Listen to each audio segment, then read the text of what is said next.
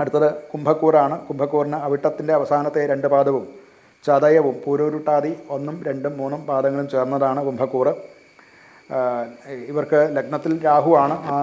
അതുകൊണ്ട് പലതരത്തിലുള്ള ആശയങ്ങളും അവരുടെ മനസ്സിലേക്ക് വരാം. അതൊക്കെ ഓരോ ആശയങ്ങളും ഓരോ പുതിയ സംരംഭങ്ങളും ഒക്കെ വേണ്ടത്ര ചിന്തിച്ചിട്ട് അത് പ്രായോഗികമാണോ എന്ന് ചിന്തിച്ച് അത് സൂക്ഷ്മ പരിശോധനയ്ക്ക് വിധേയമായിട്ട് മാത്രമേ പുതിയ പദ്ധതികളിലേക്ക് എടുത്ത് ചാടുകയോ പുതിയ സംരംഭങ്ങൾ തുടങ്ങുകയോ ഒക്കെ ചെയ്യാൻ പാടുള്ളൂ. മത്സര പരീക്ഷകളിലും മറ്റുമൊക്കെ ഉള്ളവർക്ക് നല്ല റിസൾട്ട് കിട്ടുന്നതായിട്ട് അല്ലെങ്കിൽ ജോലി മാറാൻ ശ്രമിക്കുന്നവർക്ക് അതൊക്കെ കുറച്ചൊരു അനുകൂലമായിട്ട് കാണാൻ സാധിക്കുന്നുണ്ട്.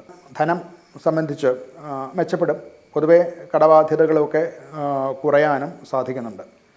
ആരോഗ്യം പൊതുവെ അനുകൂലം തന്നെയാണ്. മറ്റ് രോഗങ്ങളൊന്നും വരാൻ സാധ്യതയില്ല. എന്നാൽ മാനസിക സംഘർഷങ്ങളുണ്ടാകാം. പല ജോലി മാറ്റമോ സ്ഥാനചലനമോ അങ്ങനെയുള്ള കാര്യങ്ങളൊക്കെ ഉണ്ടായേക്കാം. അഥവാ അങ്ങനെയുള്ള ഭീതി ഉണ്ടായേക്കാം. അതുകൊണ്ടുണ്ടാകുന്ന ചില സ്ട്രെസ്സും ഒക്കെ ഇവരെ ബാധിക്കാൻ സാധ്യത കാണുന്നുണ്ട്. കുടുംബം നിങ്ങളുടെ ഒരു പ്രസൻസ് കൂടുതൽ ആവശ്യപ്പെടുന്ന ഒരു സമയമാണ്. അത് മനസ്സിലാക്കി അവരോടൊപ്പം സമയം ചെലവിടാൻ സമയം കണ്ടെത്തേണ്ടതാണ്.